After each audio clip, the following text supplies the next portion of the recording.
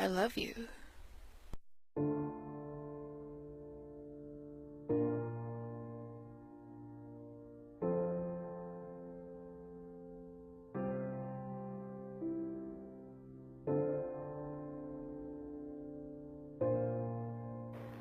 We visit this place quite often, this path that leads to a broken road.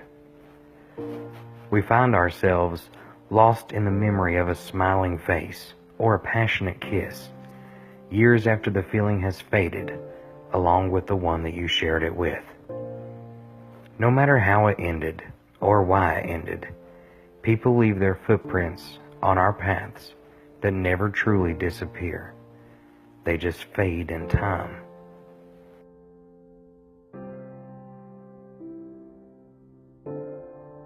You have moments where you think you're over it, and then you find yourself laying awake at night, wondering why you weren't good enough. You begin to miss someone who is no longer yours to miss.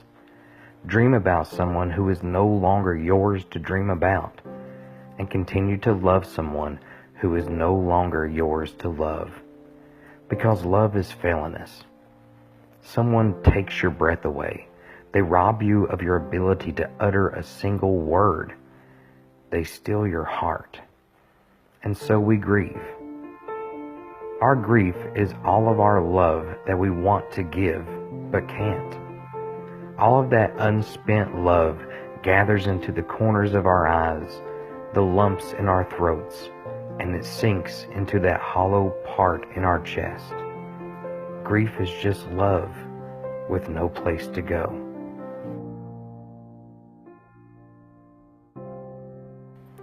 Time.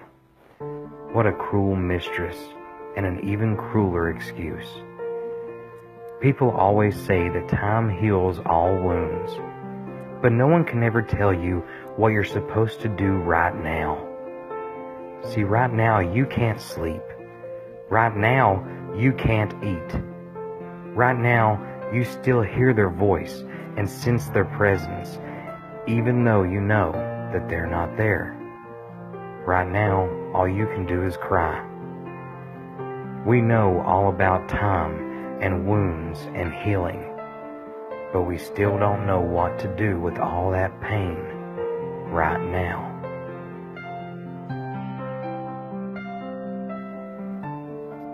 Life is just one long road, and during the journey, you will take many scenic routes.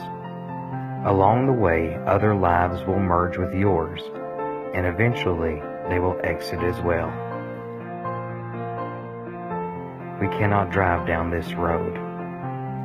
This road is fragile with lies and deceit, pain and sorrow, regrets and heartache, what was, what ifs, and what could have beens.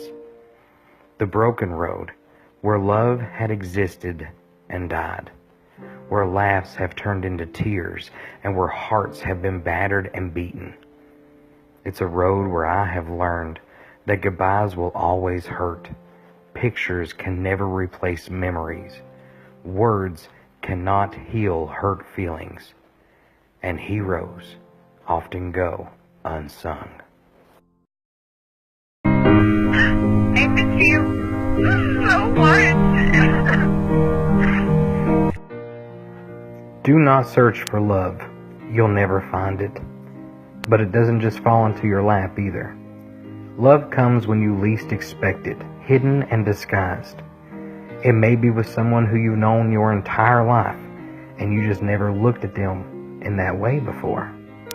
But for some odd reason, something changes, and they become, in your eyes, the one that you cannot live without. I have loved many women. Love is something that has always intrigued me. I'm in love with the concept of love. In grade school, while the other boys were busy playing with their toys and under the impression that girls had cooties, I was admiring them. My love carried a road map in my hand the way the other boys carried their lunch boxes. I always knew the way. Young love is sacred, innocent. We learn how to care for another person when our hearts are still pure enough and not tainted by the harsh realities of the world. One of the first things to come out of a person's mouth when they're in love is the word forever, and it's a wonderful concept until we're old enough to realize what forever is. One of my first loves I'll never forget, because to this day I still love her intensely. Everyone, including our parents, thought that we would end up together. She was the girl next door. We were inseparable until life found a way. We grew up later in different parts of the state, but we stayed in touch. We tried again once we were old enough to drive, but still the distance was enough to keep us apart and our eyes and hearts fixated elsewhere. She's married now, kids of her own, in her own happy world. And me, well, I'm still right here. I'm always wondering about the what-ifs and what may have beens, the roads not taken. I have been in love with someone who didn't love me back, and I have been loved by someone that I didn't love back. And I don't know which is worse, to be broken or to break another's soul. Adults are a mess of sadness and phobias. I've been told that she will think of things to not like about me, or that I'll get bored with her and feel trapped, or it'll mess up our friendship. It makes me feel lost and scared, like I'm disappearing, because at that point, she's basically erasing me. And the harsh reality to that is that someday someone will ask me, "Hey, that was a beautiful girl that you were with. Who is she?" And I'll reply, "She was just a girl." What a loss it is to spend that much time with someone, only to find out that they're a complete stranger. And then there's those who had no choice but to leave. I had met Christy when I was 15. We went to different schools, but we had an instant connection. This was back before cell phones and the internet could help make a long-distance relationship last. So we drifted apart rather quickly, and the majority of my high school love life consisted of someone else that I still hold dearly in my heart. 14 years later, we connected again through Facebook, both of us single again, and decided to give it another shot. On a Tuesday, she had agreed to come and spend the following weekend at my house. 2 days later, she died in a car wreck coming home from the grocery store. Tara and I had also known each other since high school, but she was always just a friend. Once again, years down the line, we connect through social media and discover that we both had a shared common interest in one another, but we were too nervous back then to ever say anything about it. So we talked, and we laughed, and we enjoyed ourselves as if no time had passed at all. 2 weeks before I was set to return to Pike County to see her, she was hanging a shelf in her home. She slipped and fell, hitting her head against the corner of a table. She died instantly. Life has been in love with death since the beginning of time. Life sends death precious gifts, and death keeps them forever. On this road, there are no wrong turns, only paths that we choose, and paths we had not known we were supposed to walk. You never know what's around the corner. It could be everything, or it could be nothing. but you have to keep putting one foot in front of the other. Nothing is promised.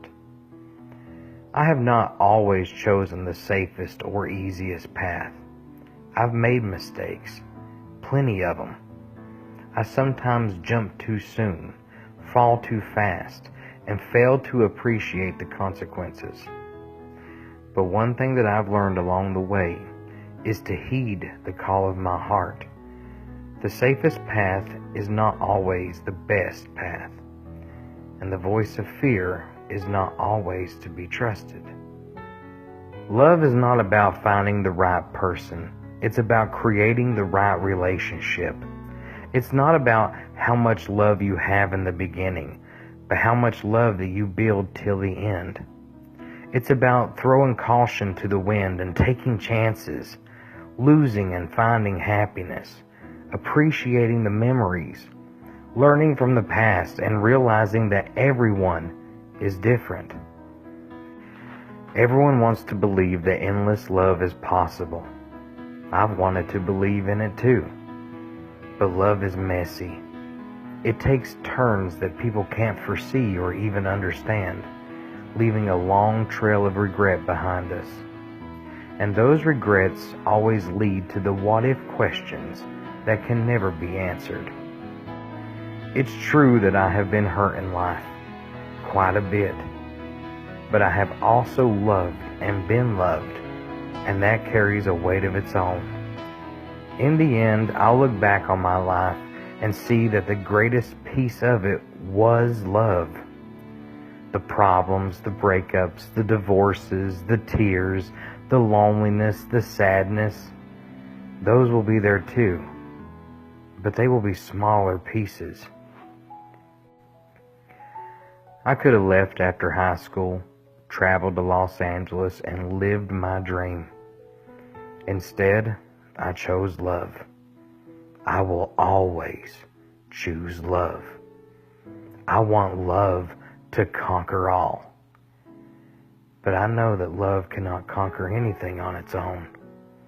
It relies on us to do the conquering on its behalf.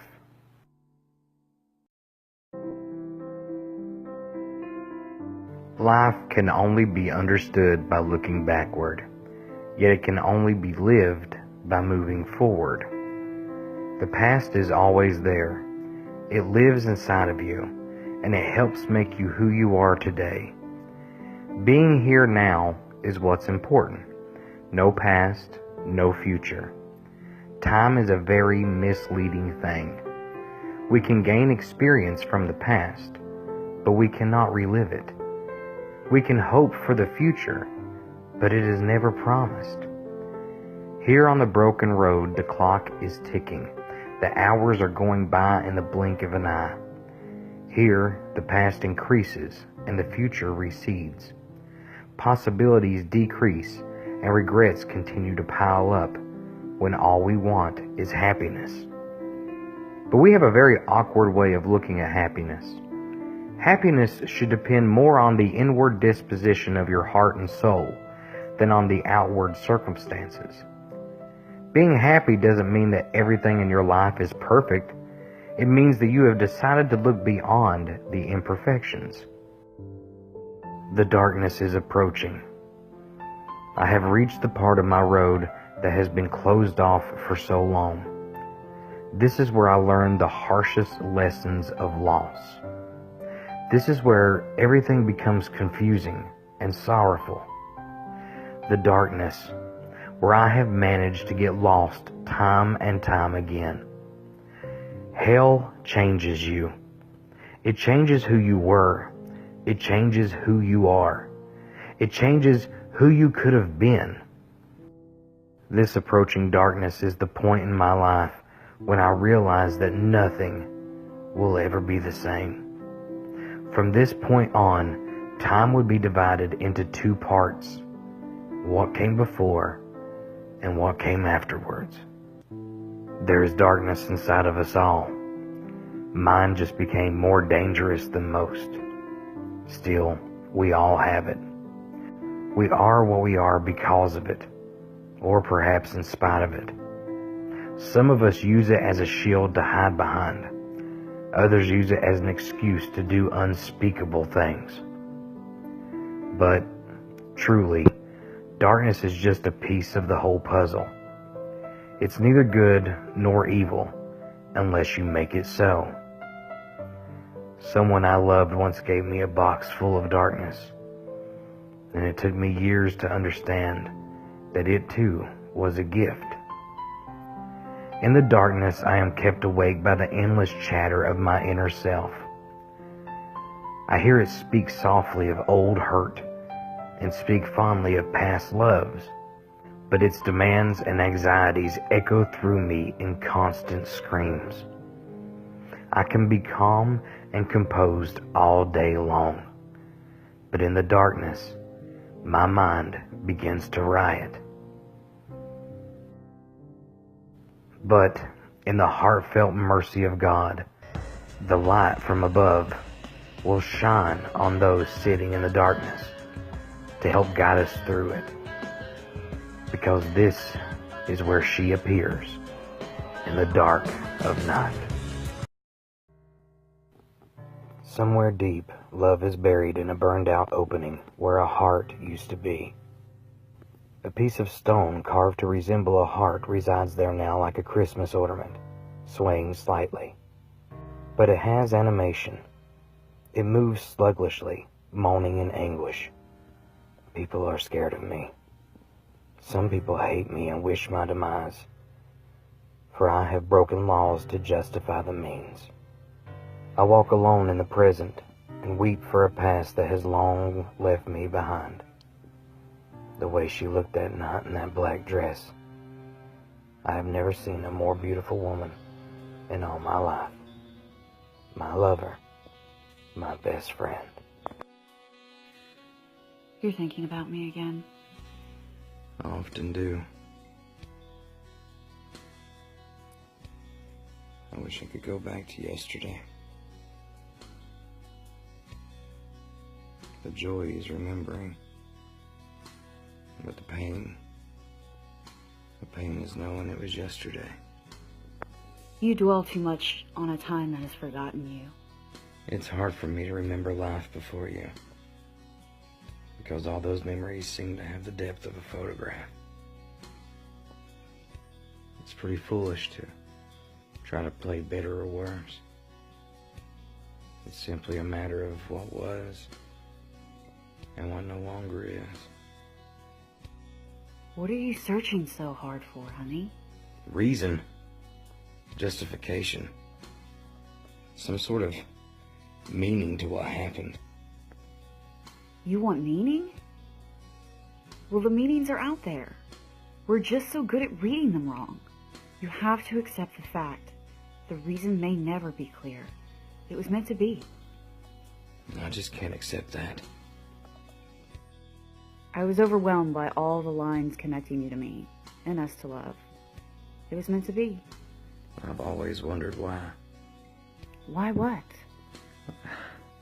Out of every guy there at that frat party, you chose me.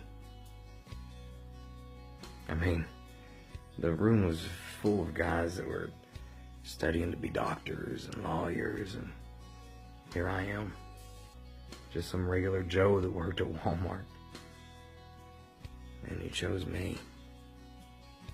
You were the only guy there who didn't try to hit on me. For hours, I caught you looking over at me, but you never said a word. No lame pickup lines, no perverted, desperate attempts. Then, you came over and began a conversation. An intellectual one at that. Held my attention, and I felt so safe with you. You have that power, you know. There's something about you that just tells others that they have nothing to worry about from anything in this world because you exist and will take care of whatever problem may arise. I instantly loved you for that alone. And then we danced. God, I was so nervous. There I am, trying my best not to step on your toes. Spinning you around. It lasted the length of an old song. And then we stopped, kissed, and my heart stayed there, just like that. And then we left the party. And we walked around town for hours. Just dancing up Main Street. 2 sidewalk sweethearts. And then we stopped in front of the tattoo parlor, and you whispered in my ear that you would get a tattoo of my name on it, but you wanted me to have the freedom to change my name if I wanted to. I knew from that night that you were the only one for me, the first real man that I truly loved, and the last. Is that why you decided to stay the night with me that night? And every night thereafter, I want you to spend the night, you said. And it was definitely your phrasing that ensured it. If you had said, let's have sex, or let's go to my place, or even, I really want you, I'm not sure we would have gone quite as far as we did. But I love the notion that night was mine to spend, and I immediately decided to spend it with you. I remember the first 3 nights that you spent at my house. I wasn't used to your breathing, and your feet on my legs, and just your presence in the bed. And you always stole the sheets. And I remember my sleep-weary logic that I tied the sheet to my ankle. And sometime in the middle of the night, you went to steal the sheets. And you yanked me into you, and I sprung up. I tripped, and I cracked my head on the nightstand. Everything was just so perfect. We fought. Not always, but often enough. Well, the arguments are part of the perfection. You turn slamming doors into some sort of an artwork. If a couple doesn't argue, then there's more wrong in that relationship than anything. Every morning, you would always wake up before me, and you would get up and you would go into the living room and you would study or read, and I'd wake up alone, and I'd call out to you, and your voice answered back. I love that. And then one morning, I called out, and you didn't answer me back. And you never would again.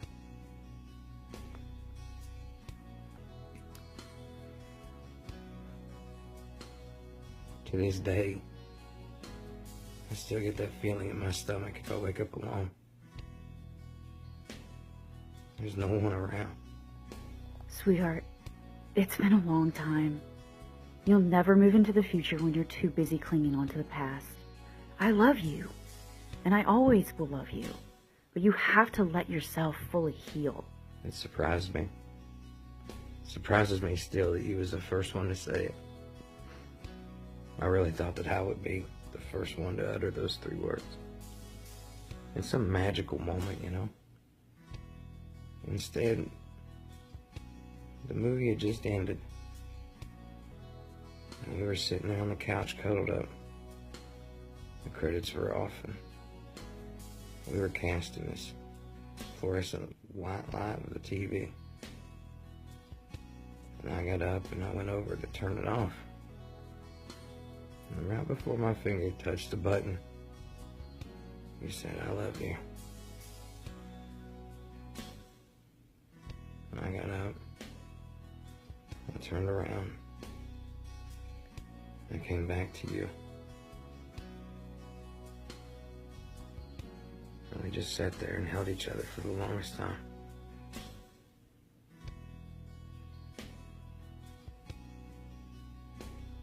Not really sure what was going to happen next. What happened next was the rest of my life, and it was honestly the happiest time of it. Thank you for loving me and allowing me to love you, for adding your soul to mine. And then she was gone. And it didn't kill me, but something inside of me died that day. What lies ahead is confusion and broken hearts, double lives, multiple lives. I was in a terrible place. I was left in darkness. So darkness I became. We sat at that scrawny kitchen table in that rotting house in that awful neighborhood, and we stared at our plates because you are death, and you brought it home with you every night, and it got on me. And I do not like to be reminded of it. I have a new life now. I have a husband who is not you. And I have a house I love. I love it here. You have been here 10 minutes, and already it feels different. And I care about you. I always will. And obviously something very bad happened today. And I can see the pain you're in. But it's not my shit. It's yours. And I have a little boy who's waking up, and I don't want him seeing you ever, because you are death. As human beings, we are simple, predictable cliches. Broken hearts, betrayal, it's all been done a billion times before. The problem is, every time still hurts like the first. And if you're lucky enough to recover, you can be sure that just as you finish filling in all the cracks in your life, the next one is starting to open. Everyone has multiple lives. A public life, a private life, a secret life, and so on. And I have learned over the years that anyone and everyone is capable of living a lie.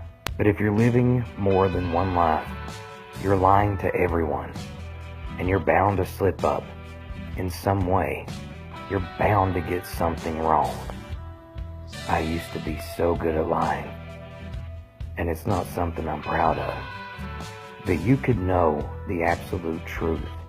You could know it to be a fact, and I could look you straight in the eyes and make you doubt yourself. I was beginning to find something deadly in the things that attracted me. There was always something deadly lurking in anything I wanted and anything that I loved. And if it wasn't there, I put it there myself. I find it comical and yet sad when people think that they know me, and I mean truly know me. Friends from my past, my family, doesn't even know. Some things should remain private. Some things you keep inside and you bury it away. Anyone who knew me around this time in my life, thinking back on it now, they're coming to realize that the signs were all there the whole time. I was a mess. I was full of hatred, but I wore a mask in front of family and friends to try to make pretty like everything was okay. Sometimes the only way to get through hell is knowing that you're too far in to try to back out. Lies and secrets, they're like cancer in the soul. They eat away what is good and leave only destruction behind.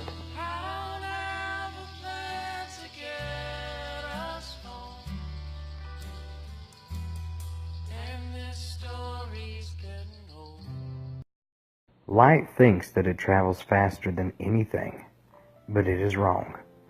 No matter how fast light travels, it finds that darkness has always got there first and is waiting for it. A person who really loves you is someone who sees the pain in your eyes while everyone else still believes the smile that's on your face. If we deny love that is given to us, if we refuse to give love because we fear pain or loss, then our lives will be empty and our loss will be greater. For it is true love that takes off the masks that we fear we cannot live without and know that we cannot live within. Everyone says that love hurts, but that's not true. Loneliness hurts. Rejection hurts.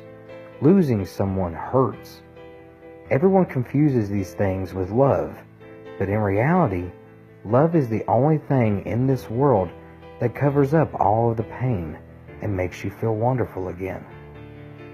You really love them, don't you? It's actually a simple psychological question. No name was mentioned, but suddenly someone came into your mind. Love is the one force that cannot be explained. It is the beacon that guides us back home when no one is there, and the light that illuminates our loss. Its absence robs us of all pleasure and capacity for joy. It makes our nights darker and our days gloomier. But when we find love, no matter how wrong, how sad, or how terrible, we cling to it because it gives us strength and it holds us upright. It feeds on us and we feed on it. Love is our grace, and it is also our downfall. The beauty of a woman is not in the clothes that she wears, or the figure that she carries, or the way that she combs her hair. The beauty of a woman is seen in her eyes, because that is the doorway to her heart, the place where love resides. The true beauty in a woman is reflected in her soul. People were created to be loved. Things were created to be used. The reason that the world is in such chaos is because things are being loved and people are being used, sold like material items. And only when we stand up for the rights of girls and women is when we truly measure up as men. You were so important in my life. How so? You were like this kind of mist that rolled in, and when the fog lifted, my life was completely changed. Honey, your life needed to be changed. Yes, it certainly did. And I was blind when it came to him, and I was blind when it came to you. Now, you can't go and toss me in the same category as some guy who jammed a claw hammer into your leg. Not in the same category, James. Not at all. But in both instances, I'd overstayed. With him, I left because you had shown me how a real man is supposed to treat women. And with you, I left because I couldn't make you love me back. The day that you left, I came home to tell you that I wanted to be with you.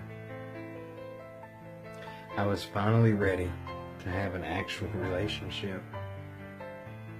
But you were gone. And in your note, you told me to let you go. So that's what I did. The day that I sat in a pool of blood, locked in my bathroom, praying someone would hear my screams for help before he busted down the door and finished what he started. Then here you came. And when you came to save me, you reminded me of... Please don't say knight in shining armor. a lighthouse. A lighthouse? Yes, a lighthouse. Standing steady. Casting your light down upon someone who had lost their way and could no longer see through the storm. It was amazing. And honey, why did you leave? I mean, I was a different person when I was around you. I was strong, but I didn't like the feeling that came along with the power. I just wish I could tell you how sorry I am. And have you realize that I mean it. You just did. You don't need to have any interest in the way that I am now. Just the memory of me. Are you afraid of being forgotten? Aren't we all?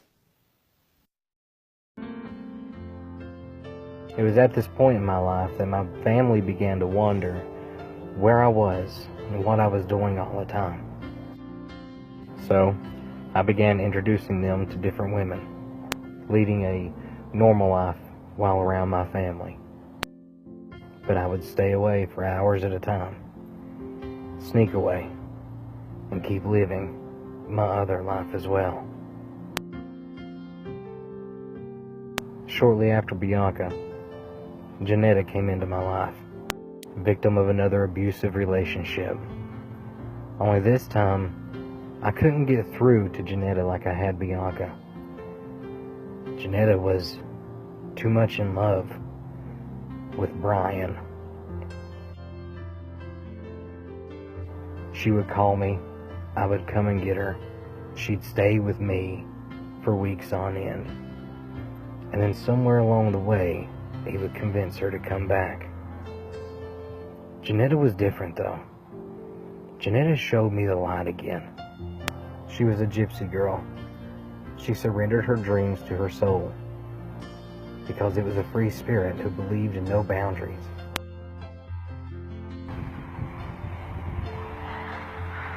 She wore flowers in her hair and carried magic secrets in her eyes.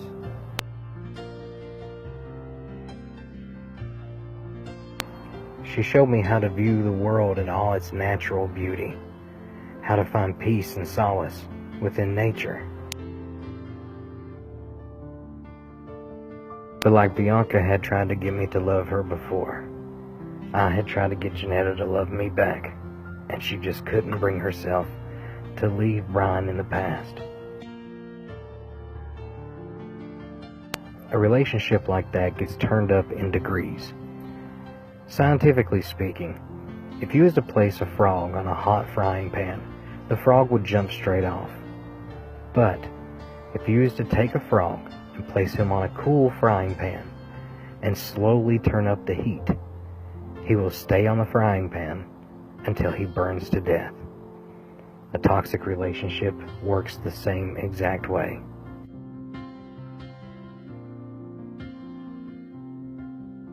The last time she had stayed with me for over a month. And then, here came Brian, out in the driveway honking his horn. We stayed inside, her arms wrapped around me, hugging me close. Why can't he be like you?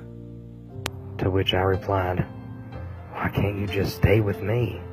She hugged me tighter, kissed me goodbye, smiled and walked away. A month later, Brian had gotten drunk again. And this time, he had beaten her so severely that he panicked and dropped her off in front of an emergency room and then left. She was unconscious when the doctors found her. She slipped into a coma. 3 days later, she died of a hemorrhage in her head. Brian, like the coward he was, barricaded himself inside the house and took his own life. Good. He saved me the trouble. In this life, I've seen a lot of bad things and a lot of bad times. But there's also been moments of beauty and inspiration when all the world makes sense and the elegant secret mechanisms of man and God are revealed in their many dimensions, and the universe has been laid out before my eyes, and it is a blessed place.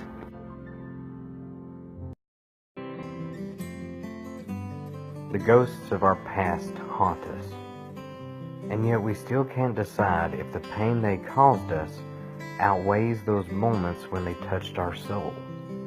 This is the irony of love.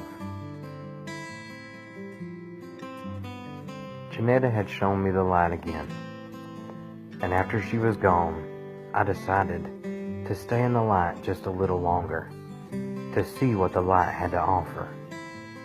In the light, you see things differently, and that's how I saw Ellie. I had known Ellie for years, but I had never looked at her that way before. But then, something happened. Something that made me fall in love with her.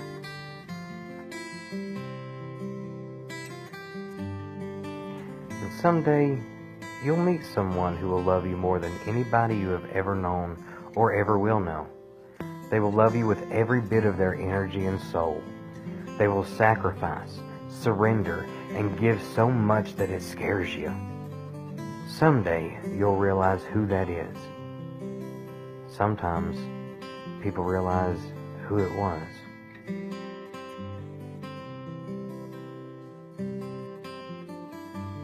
You see, people change, and it's a part of life.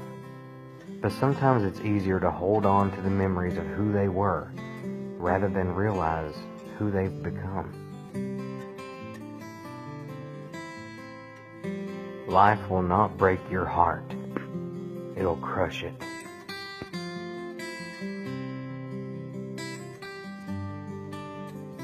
We all create in our heads who we are and who we want others to be. And how we view ourselves, hero, victim, loved or unloved, that changes over time. Those little neurons spark along, working overtime, creating what we believe. So in that way, the mind kind of works like magic. It's making what we desire happen.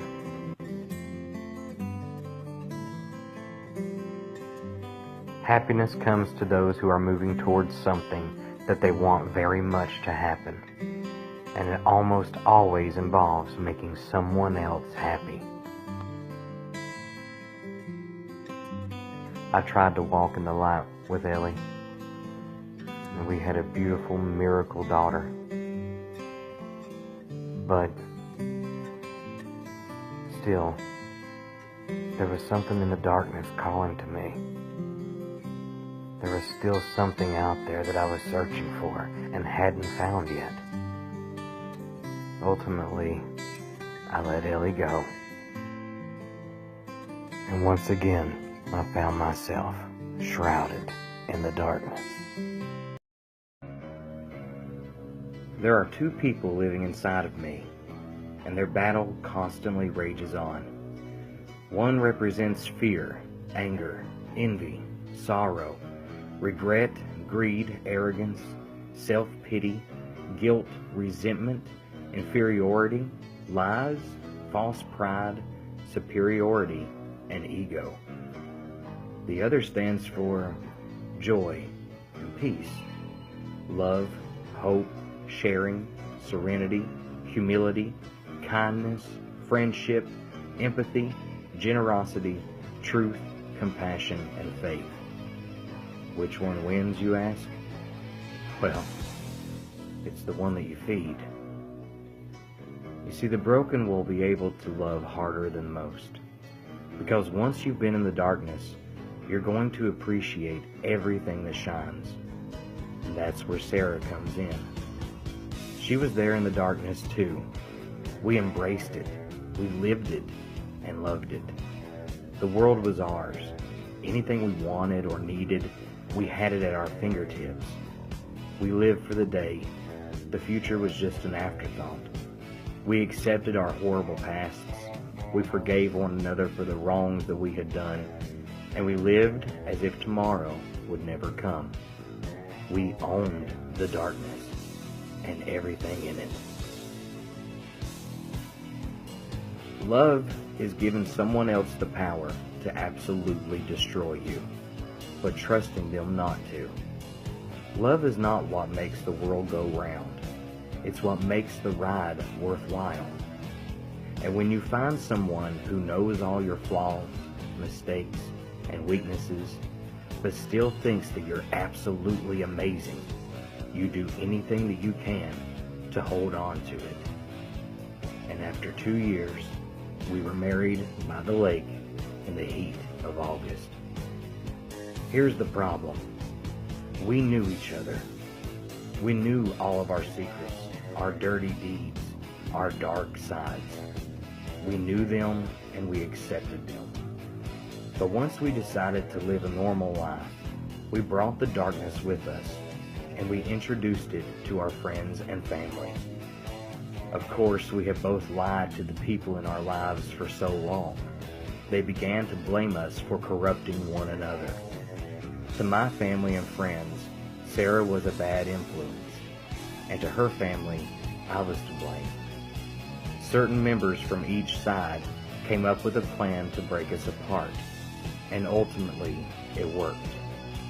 You see, to some people, there is a notion that there is no perfection, that this is a broken world, and we live with broken hearts and broken lives, and there is no alibi for anything. On the contrary, you have to stand up, embrace everything, and shout hallelujah under those circumstances. Our problem was the lies and the manipulation that we had cast as a veil over our loved ones' faces to hide them from the harsh realities of who we were, and then ripping that veil off, blinding them to it. And our downfall of what we had is what happens to a lot of couples. We started believing in other people and stopped believing in each other. I had spent years soul searching, clawing my way out of the darkness that was left behind, seeking redemption from those I had wronged, hoping for forgiveness and searching for the light once more. And here she came. Miranda and I had known one another since we were kids and lost touch through the years when she moved away. A decade and a half later, we found one another once again. We were friends, but we both knew something greater was there, and eventually we found the strength to reach beyond the walls that we had both built around ourselves from our pasts and took hold of one another. A hidden connection is stronger than an obvious one. A wonderful relationship comes when manipulation stops, when you think more about the other person than about their reaction to you, when you dare to reveal yourself fully, when you dare to be vulnerable. Love is a gentle, caring, and quiet concern, deeply hidden in the heart. It's a presence always felt every day, every minute, every hour. It's a gentle embrace between body and soul, a quiet touch of the hand, a soft hug by warm arms. It's a great passion between hungry hearts, an intimate exchange between mind, body, and soul. It is always caring, always growing, and always there. True love is a wonderful gift shared between two blessed souls experiencing heaven on earth. Love has nothing to do with what you are expecting to get, only about what you are expecting to give, which should be everything. Regardless of how big and bad you are, there's always that one woman that can see right through you.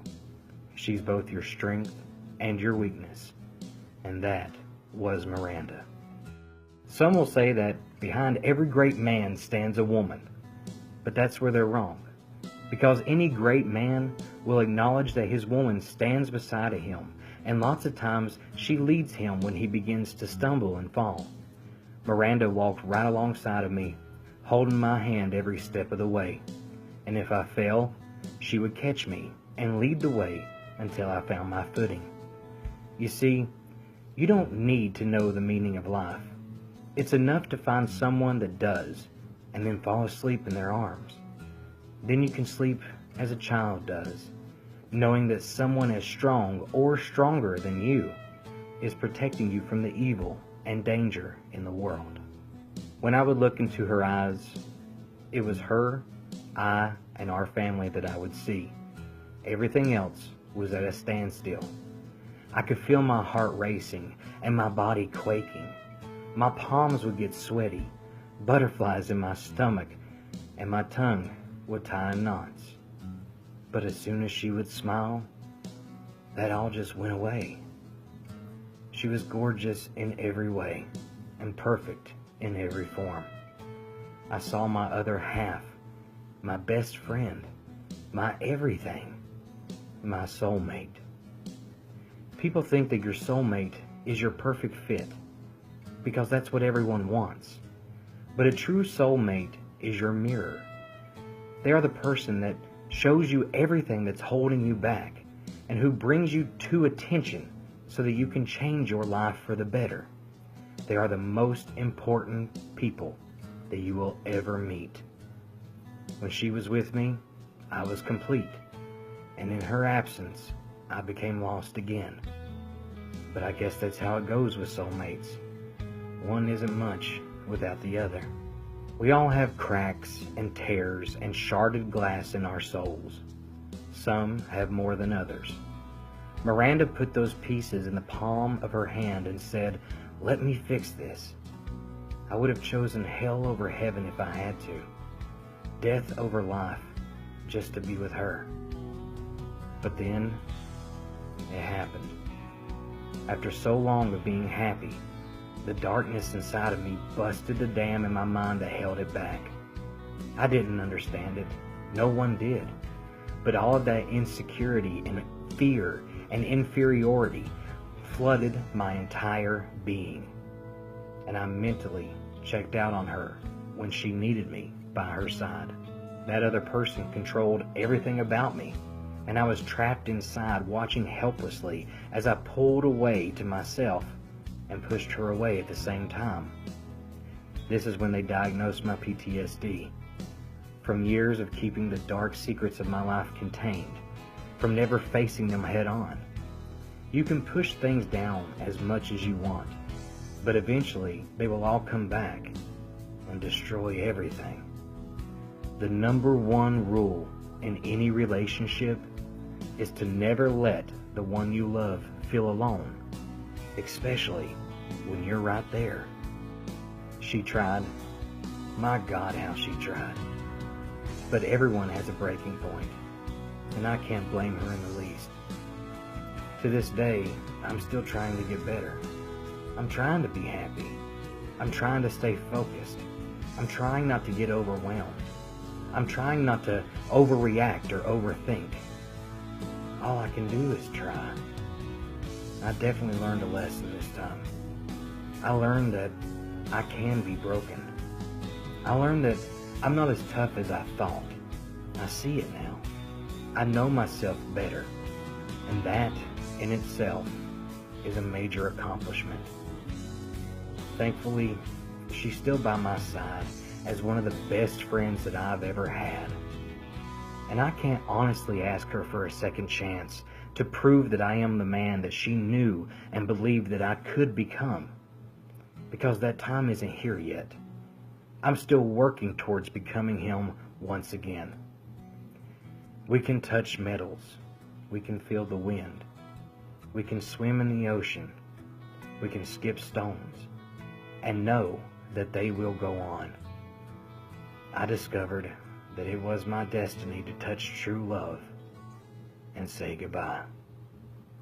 And he cried, "There goes my life. There goes my future, my everything. I love you, baby, goodbye." I wish I could tell you that this story has a happy ending, but this isn't a story. This is life. Every last bit of it till now. If this had been a story, and these women had just been characters in one of my screenplays or novels, I would have written all of us the happiest endings ever imaginable. Don't get me wrong. I know that not every failed relationship in my life is my fault, and none of them were without their fair share of responsibility. Some more than others. But this is my broken road. My time to reflect on the things that I did wrong, own it, and learn from it. It's not my place to cast stones. I worry about my own sins. Some of the women in my life absolutely destroyed me, and yet I apologize. When I was a little boy, I used to believe that there was a little clock in our hearts that kept counting our time with its little hands. I wish someone would have told me how easily those hands can be broken and how quickly they can stop. If so, I wouldn't have taken so much for granted. I would have paid attention to people, to time, to everything. I guess that little clock in my heart is still ticking. After all, I'm still here. I must be clinging to something. I just wish I knew what it was. No one deserves to be happy. It is unbelievably arrogant to say that, because it implies that you've done something so wonderful that your mere existence qualifies you for unconditional happiness. It diminishes the accomplishment when you do manage to finally be happy. Sure, it hurts to let go. Sometimes it seems like the harder you try to hold on to something or someone, the more it tries to get away. You feel like some kind of a criminal for having felt, for having wanted. It confuses you because you think that your feelings were wrong, and it makes you feel small because it's so hard to keep those feelings inside. And when you finally let them out, sometimes what you were expecting doesn't come back. And one-sided expectations will destroy you. But on the other hand, if you don't fight for what you love, then you can't cry for what you lose. Every relationship will get boring after you've been together for years. Love isn't a feeling of commitment to love every day, physically and emotionally. I mean, it's difficult. It's not always laughs and smiles and fun.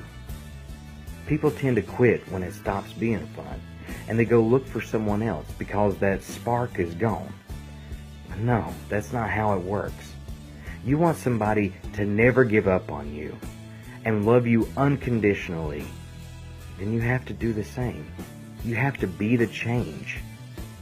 Love someone when you don't want to, when they aren't the easiest to deal with, when they're hard to love, because that is real love. We find ourselves looking at the world and saying, there's nothing out there for me. And we should probably look into our hearts and ask, if there's nothing out there, is there anything in here? We need to examine ourselves, discover our demons, remove them, step out of the way, and let the fire of our souls shine through us. When it feels scary to jump, that's exactly when you jump. Otherwise, you end up in the same place your whole life. Take chances. Love like there's no tomorrow. You just may surprise yourself. Trust me, someday all the love that you have given away will find its way back to you. Somewhere, someone is thinking of you. Someone is calling you an angel. Someone is making you into a vision so beautiful that it can only live in their mind. Spend your time with those that love you unconditionally. Not the ones who love you only when the conditions are right for them. Don't promise someone the universe. Just promise to make them the center of yours. Let someone love you just the way you are, as flawed as you might be, as unattractive as you may feel, as unaccomplished as you may think you are. To believe that you must hide all the parts of yourself that are broken out of fear that someone else is incapable of loving what is less than perfect is to believe that the sunlight is incapable of entering a broken window and bringing light to the darkest of rooms. If they miss you, they'll call. If they want you, they'll say it.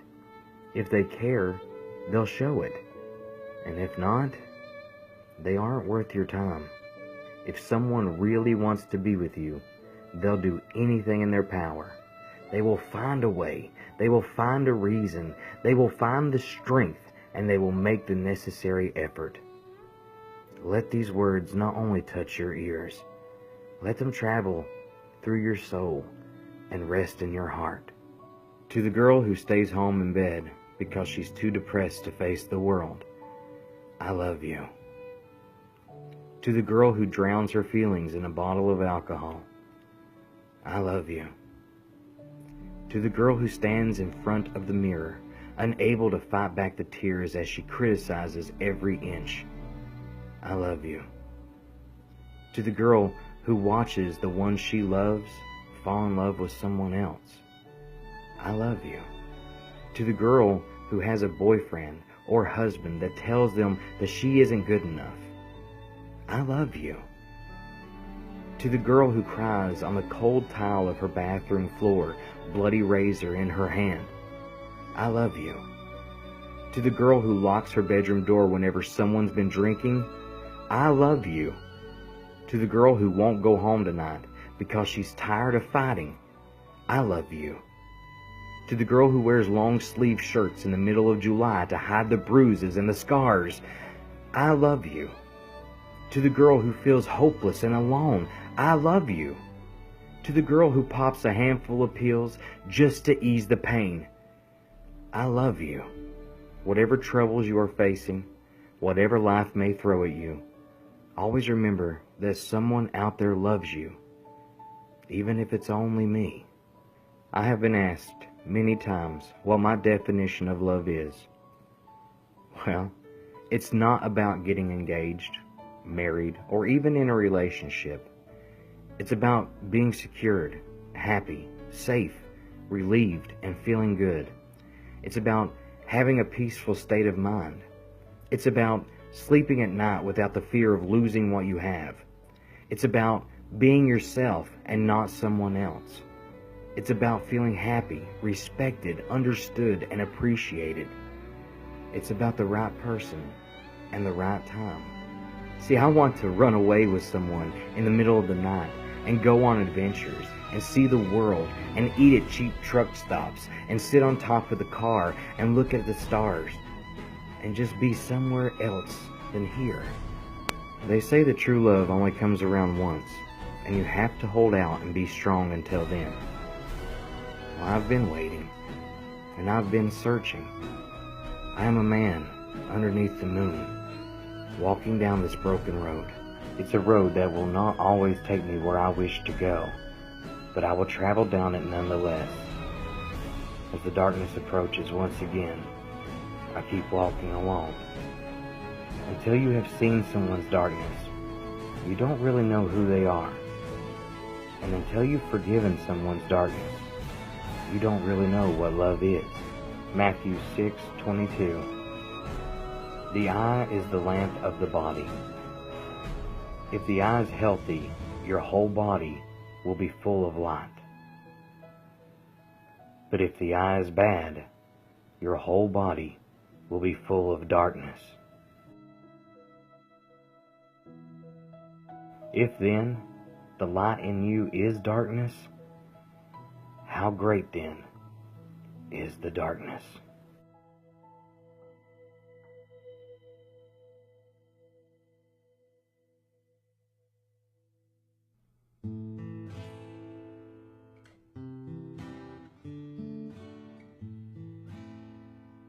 I hurt myself today to see if I still feel. I focus on the pain, the only thing that's real. The needle tests a hole, the old familiar sting. Try to kill it.